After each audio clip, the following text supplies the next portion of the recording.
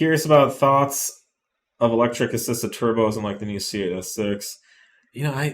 We haven't really messed with them at all. No, they kind of live.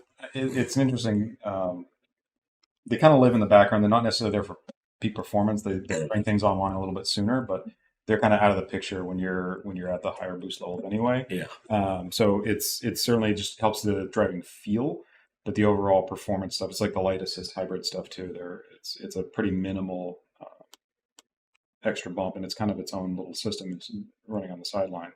Um, I yeah, a know, little like, interesting to do more and more of this stuff that's coming up. for me, it just feels like a lot of extra complexity in the engine compartment that just weighs me down and stresses me out a little bit. I, given how some of these other cars perform, it seems really unnecessary. But we used to, 15, 20 years ago, dream about the possibility of electric turbos and stuff like that, just because we were dealing with 500 horsepower motors that didn't hit full boost until like Yeah, 5,000 your RPM. power band just goes all the way to the right and So, starts it looked shrinking. a lot like that Like on graph. viewer. Yeah.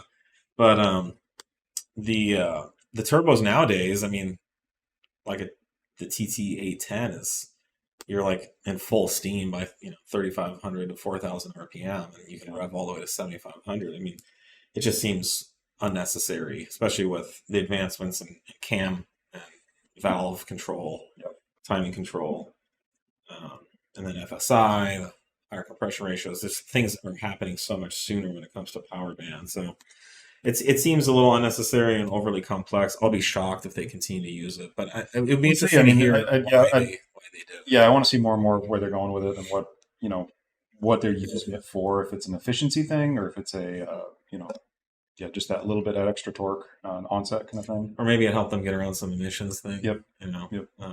Which seems more likely. Yep. You can maybe resize your turbo a little bit better, so you've got a little less EMAP to deal with, and you've got a more efficient flowing setup. I mean, they don't use it. Make up for it. They don't use it in the RS6 or any of that stuff.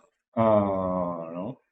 None of the ones I'm trying to think of the newest one. I've got it off the top of my head. For sure, the CS6, which is Yeah. exactly copy paste RS5 motor. So yeah, they use it on that. Yeah.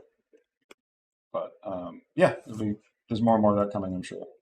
I think we're going to see much more of a blend between ICE and EV stuff, including with stuff like this here, where you've got the biggest issue, I think, with a lot of these is you haven't had the voltage there to drive these powerful motors. They're all like you've been stuck at 12 volts. So you to do that and make any kind of power, you've got like 0 or aught gauge wire running through the thing, and your heat and your efficiency goes through the roof. There's going to be a lot more potential for more electric power adders than we've been able to see.